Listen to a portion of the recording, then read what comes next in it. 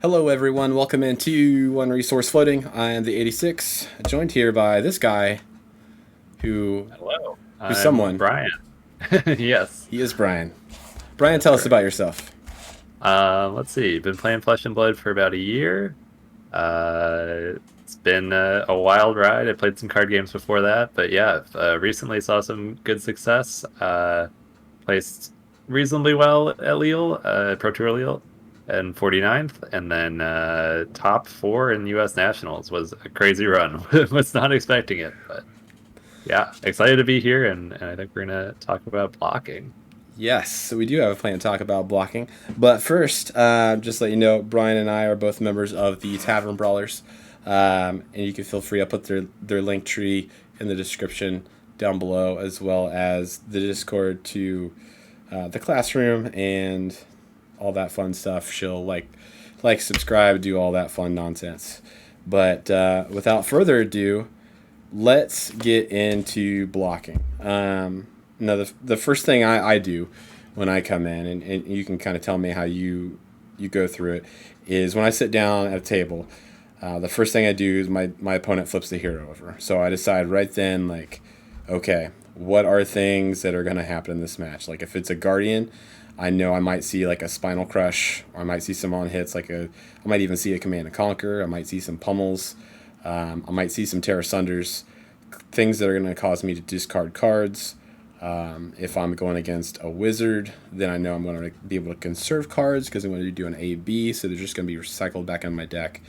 And the first thing I'm going to do is really make a plan for how I'm going to block and really how aggro I'm going to be in the match moving forward. When I see that, I was kind of curious, like, what goes through your mind when you're setting up, like, right with the start. Yeah, that makes a lot of sense. I think I sort of have my game. So different casual match versus like preparing for an event.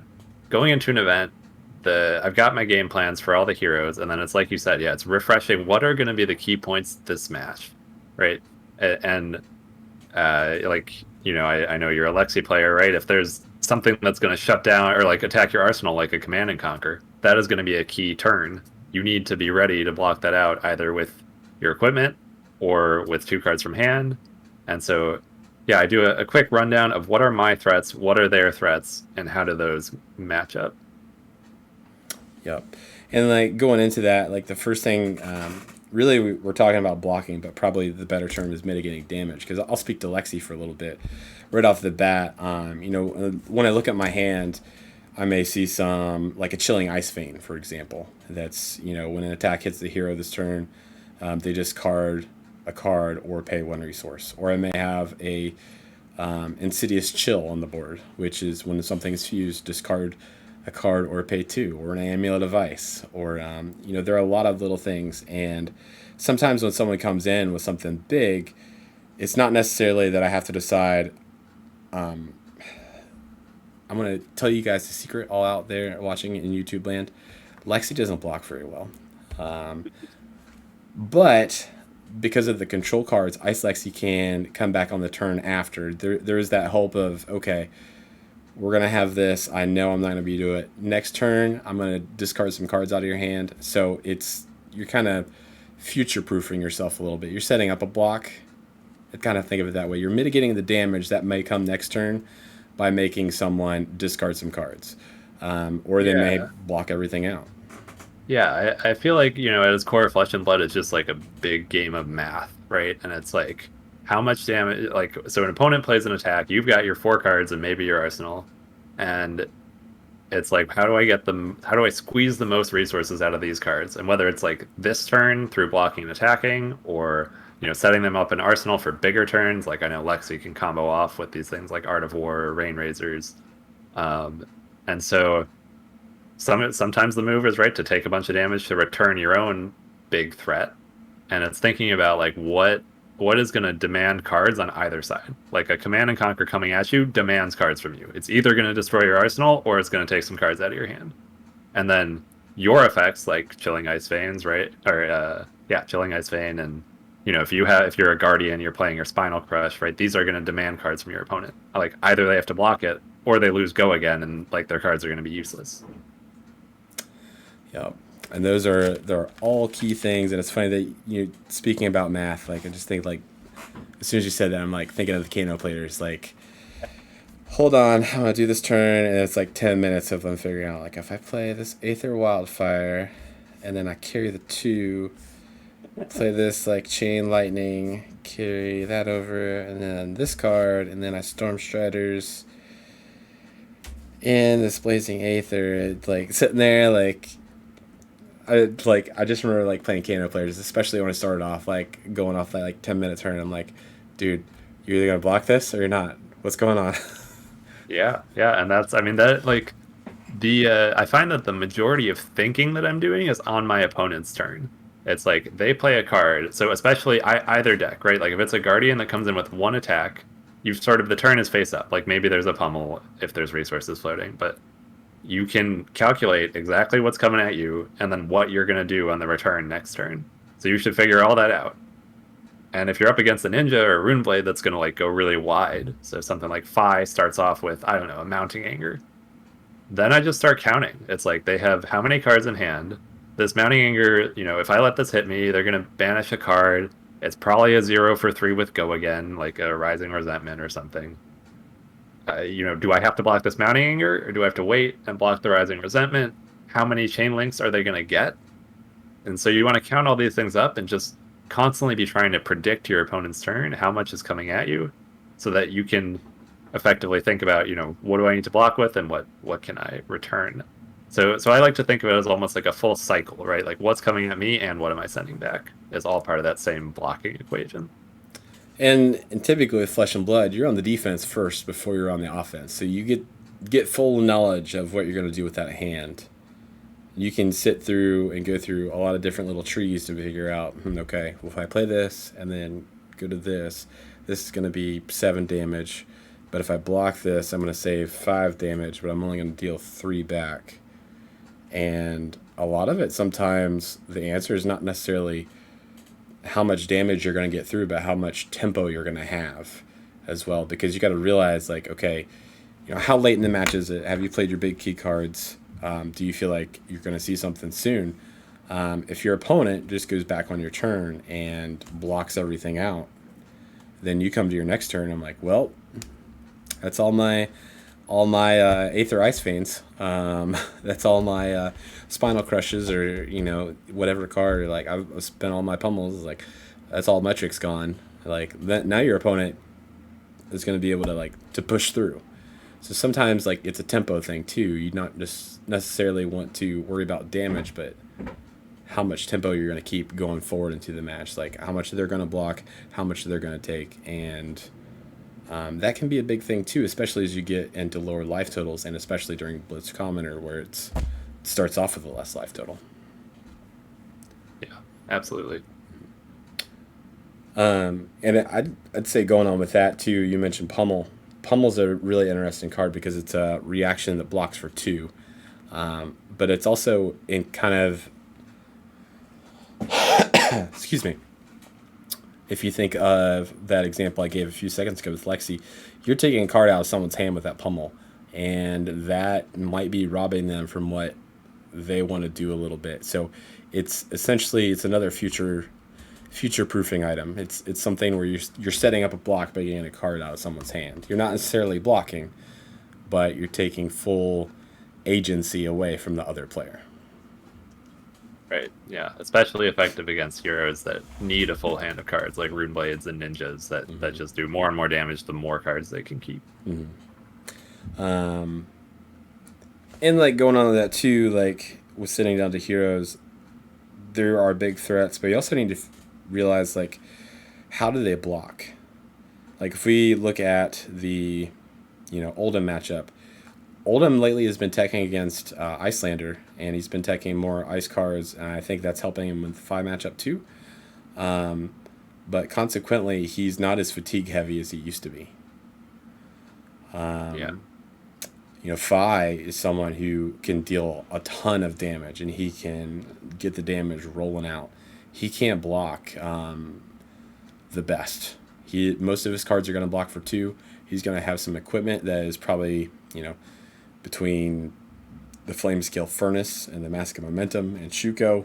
He's got typically 6 block on the board, but once that's spent, he's relying on his hands. Now he can burn that fast, or he can get burned fast. It really just depends, like what his reactions are, what he's doing, what you're doing.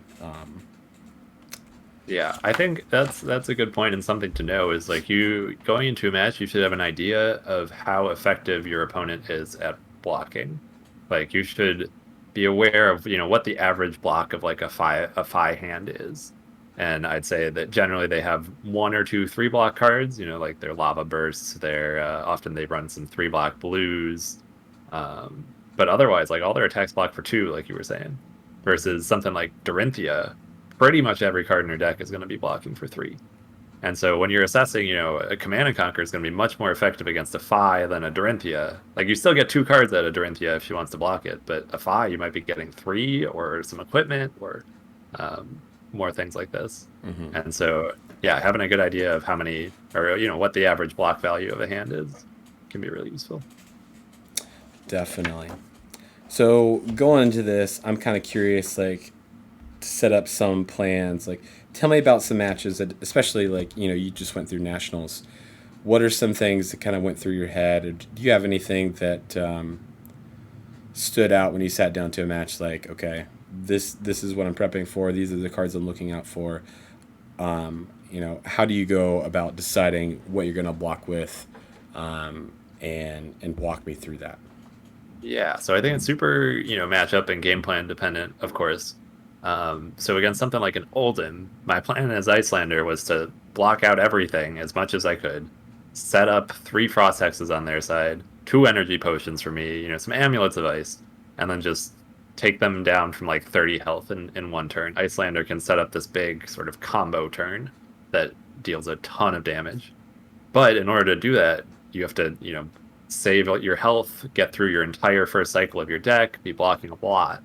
And so that's, that was one game plan I had of just whenever they throw a big attack, I'm just trying to block as efficiently as possible. I don't care about doing damage, I'm just trying to set up.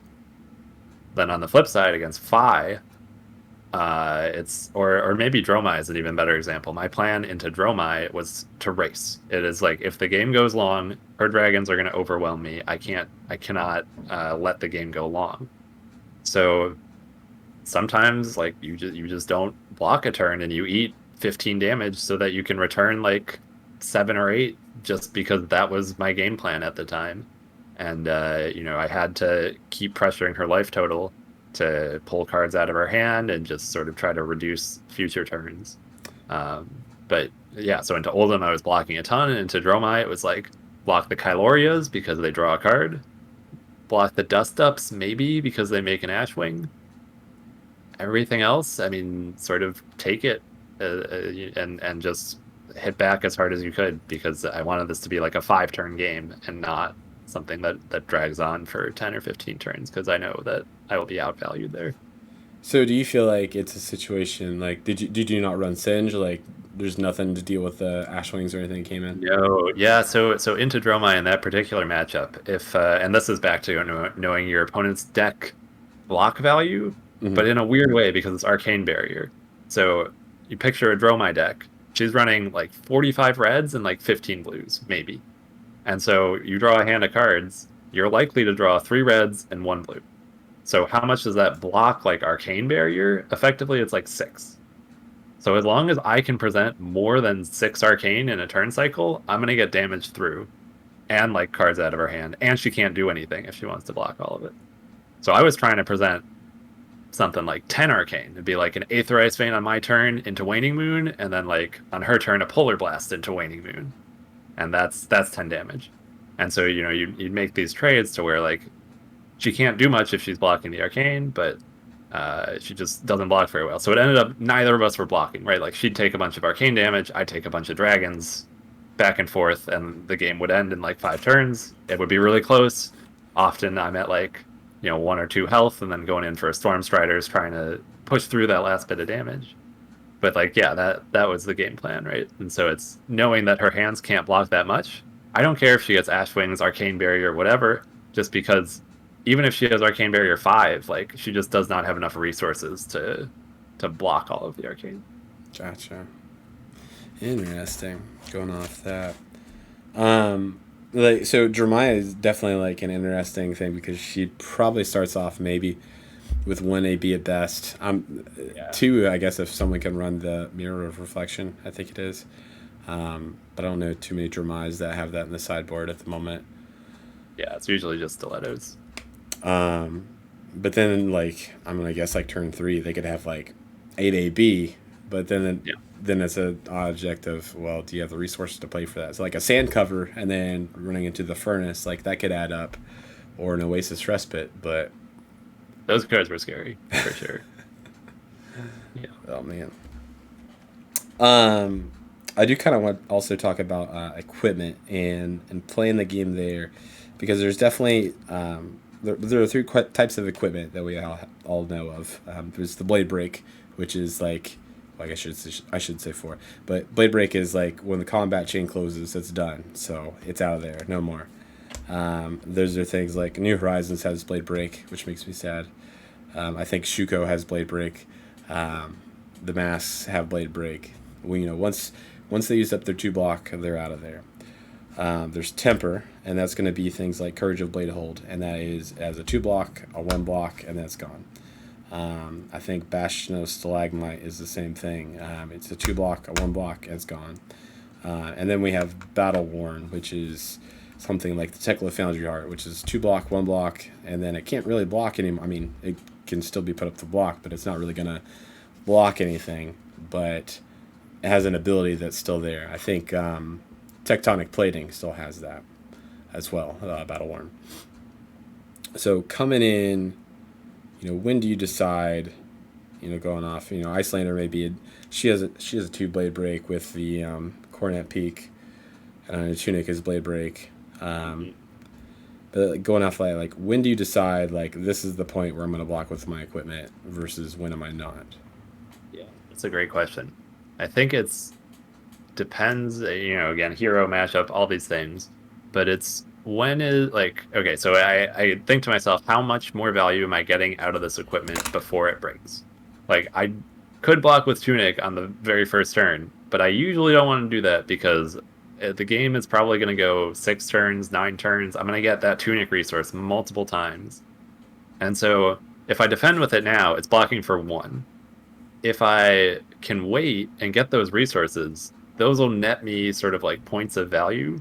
If I get 2 resources out of it, then I get, a resource, and then a block later. So I get sort of effectively like 3 value out of that tunic.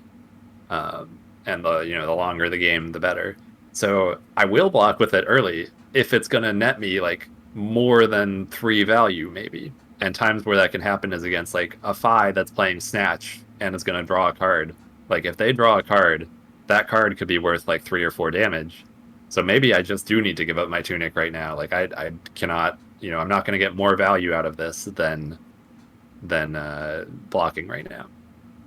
But yeah, I think generally you want to wait, get the most value. So something else like in the Phi matchup is like Coronet Peak. That's really useful to have around if you're going to play a Channel Lake Frigid, because then next turn you need to pitch an ice card, and usually you do that to Coronet Peak.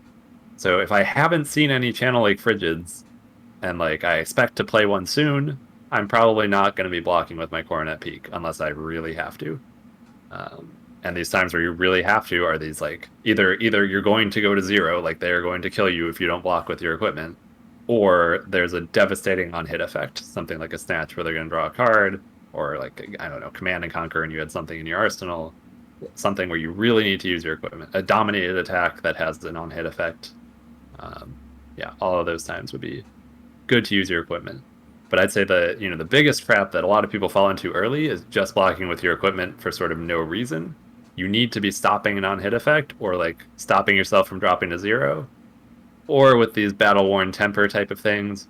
If you're at like 5 health and the game's not going to go like 2 more turns, you should block with it once, get the battle-worn value, and then block with it again on the following turn.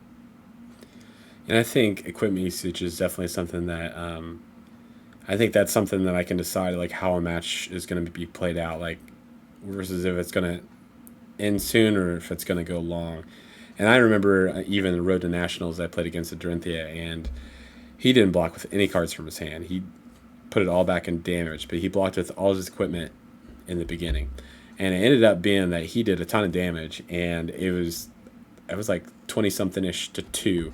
And that was just like a match that like sticks out in my mind. I think I've mentioned it a couple times on here, but I was able to come back because he didn't have that equipment to block. And so when I presented something like, oh, this is a Chilling Ice Vein for 5, if it hits, you have to discard or pay 1. And then I'm going to do another attack with that too. That is, maybe a fire or like a Bolton Shot for 4 next. So I have 2 attacks that are going to come in. That's going to get his whole hand out unless he just decides I'm not going to block anything. And then I pitch a blue and, he just kind of carries it out. So, going off equipment is something that you need to realize, like those resource points. I thought that was a very good wording. Not, it wasn't example. Just like going in like a snatch, like, what can Fi draw off that snatch? Is that going to deal? Potentially, I would look at Fi. Most of his attacks are going to deal 3 to 4 damage. I would look at the snatch and be like, okay, that's probably about 3 points of damage, unless he has an Art of War this turn. So how would I go through that? So I thought that was a very good example. I like that a lot. Yeah, maybe to expand on that, like again, back to Flesh and Blood being a game of math. So Fi plays the snatch. So imagine, end of turn, Fi's playing the snatch as the last card. If this hits, they're going to draw a card and put it in their arsenal. So they're coming in for 4. And, you could block nothing, you block everything. But in my mind, that's not 4. That's like 7. Because it's going to be the 4 that hits you, plus they're going to draw probably a 0 for 3 go again. Or something equivalent to that. Like, an E-Strike is kind of equivalent. An Enlightened Strike is kind of equivalent to that, because you spend 2 cards for like 7 damage. But Fi basically gets 3 damage per card, on average. So that snatch is coming in for 4, or its face-up value is 4, but it's effectively 7. So if I block 4, it's as if I'm blocking 7 damage. And so if I block with 1 card from my hand for 3, and then my Tunic, I'm getting almost like 4 points of block out of that Tunic, because it's blocking the 1 from the snatch, but it's also blocking the like card that would be drawn. And so, and even if I don't have my Tunic up, right, I'm still inclined, like that snatch is coming in for 4. I'm inclined to block 2 cards from my hand rather than let it hit me, because those 2 cards like kind of combined block for 7 if they stop the snatch, rather than maybe their printed values of like 3 and 2 or something. I think one thing that is a great example, you won't see much in CC at the moment, but Herald of Erudition, that came in for 5, and we talk about leaving equipment for the on hits. That was something like, if you weren't prepared for Herald of Erudition, Herald of Erudition was going to hit. So like that Skull Cap, if you had a Battle Worn like the Teklo Foundry Heart or Crown of Providence, like a 3 block from hand, a 2 block equipment, and then block that out, and then you're going to wait for the next thing. God forbid they don't fractal that Herald. Yeah. That's such a great point. It's like every time back in the Prism days where Erudition was a real threat, no matter who I was playing, I was often on Runeblades at the time, but it was like I am always saving 2 block in my equipment, 3 times throughout the game. I need to be ready. Like first time, okay, it's like Grasp of the Arknight and a card. Second time, it's my Bloodsheath Skeleton and a card. Third time, it's like my Skull Cap and the second block of Grasp. And like you just, I would not block anything else with my equipment because of how much value you get off that Erudition. Right, it's coming in for 5, but then draw 2. It's like another like 6 points of damage on hit or something. So that equipment could block like effectively much more than the printed value. And I think that's what you're really trying to do, like at the end of the day with the equipment, is get it to be blocking much more than what it says on the card. And with cards in your hand, you can't do that as effectively because they're not sort of always there, ready to go. But equipment can stuff those breakpoints. If something comes in for 4 damage, but all your cards in hand block for 3, equipment can sort of fill in that gap and stop a lot more than what it's actually saying it stops. And I have one more piece I'm going to talk about. This has been a really good conversation, so thank you very much for coming on. Absolutely. battle worn equipment. So if we talk like refraction bolters or breaking scales, so it is something that, it's going to block one, but then you can use an ability to destroy it. So you do want to get that block off before you destroy it. Usually, like what's your plan? Like if you come across an equipment like that on your side, how do you Yeah. decide when do I want to block with this versus when I actually want to destroy it? Yeah. So I think sometimes it's a little bit telegraphed, and this is something, or like, you're sort of telling your opponent you're gonna destroy this, but it's for things like that. I always want them available until the very last moment. So basically, I will block with it in two situations. Either I'm going to destroy it next turn, like I have drawn the hand. Maybe I'm playing Aether Ironweave. I'm a Runeblade. I need those extra two resources. I'm going to use this next turn. I'll wait for my opponent's last attack, just in case they present something, scary, like a Command and Conquer or anything else. But once they're like, okay, no more go again, this is it. Now I will drag my equipment out and put it out to block my battle worn thing that I'm going to destroy. Other situation is you just need that block value early. Like there was just, I don't know, even if you're not going to break it next turn, there was a snatch coming in for 4. You perfectly block it with your 3 block and your Aether Ironweave, and then maybe you don't use it next turn, but you got that extra value that I was talking about, where like the equipment blocked for much more than what was printed. So yeah, I'd say wait as long as possible. Use it to either stop a non-hit like your normal equipment, or the turn before you're going to destroy it. Wait till the last attack and then throw it out there. Cool.